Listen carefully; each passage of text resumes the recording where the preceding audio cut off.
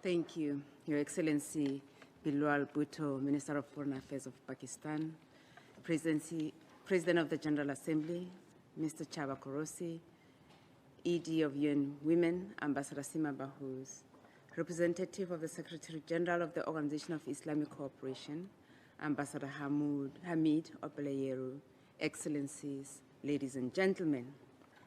Asslam-O-Alaikum, may peace of Allah be upon you. I wish to thank Pakistan for organizing this conference.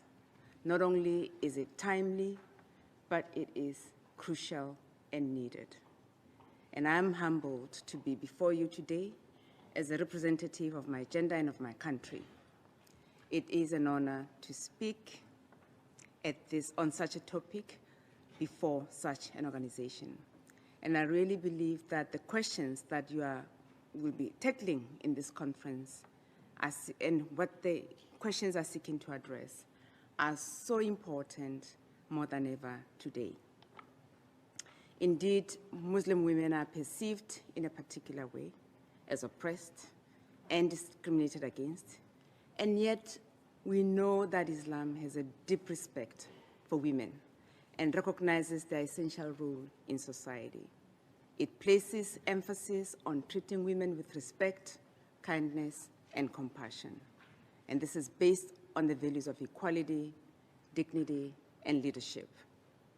In the midst of a deeply sexist historical context, the Prophet Muhammad, peace be upon him, preached boldly on the importance of women, celebrating their unique contribution to family and society, condemning the ill treatment of women and campaigning for their rights.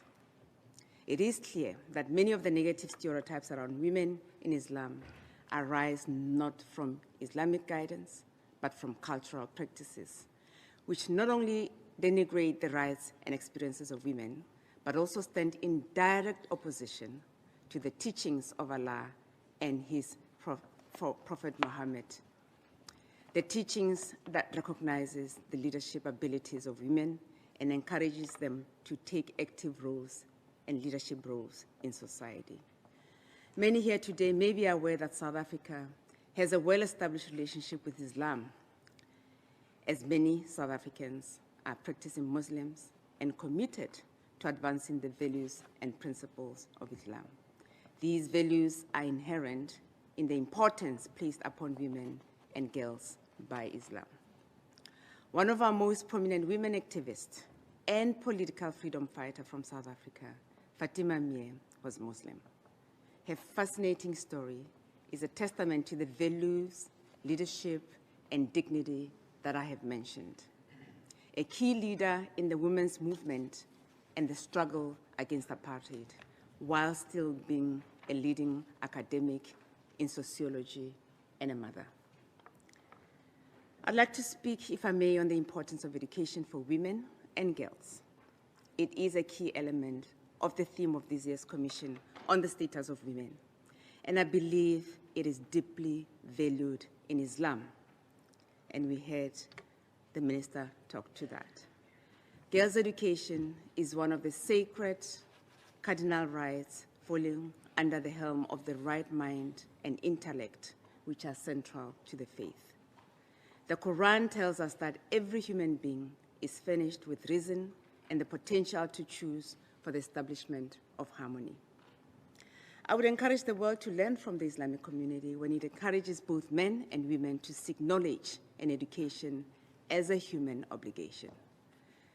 This is obvious when we look at the education amongst women and girls in the membership of the OIC. In fact, many OIC countries are investing in education and promoting women and girls' access to education, either through scholarships or building infrastructure.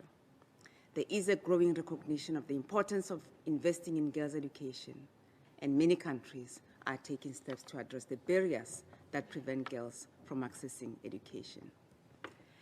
There have also been numerous Muslim women leaders that have had a significant impact over the course of history through education.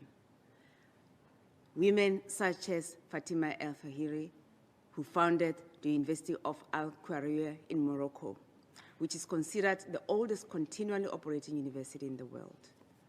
can even consider Dr. Hayat Sinde, a biotechnologist and champion of science education, as well as the empowerment of women in the sciences. And I'll be remiss if I didn't mention Malala Yousafzai, a prominent activist for girls' education and the youngest ever Nobel Peace Laureate. I salute all these women and their commitment to the empowerment of women and girls. All these women serve as an inspiration and beacon to women and girls around the world. It is important to highlight their value and the value of all Muslim women as potential role models and leaders for the future of humanity. Jazakallah, I thank you.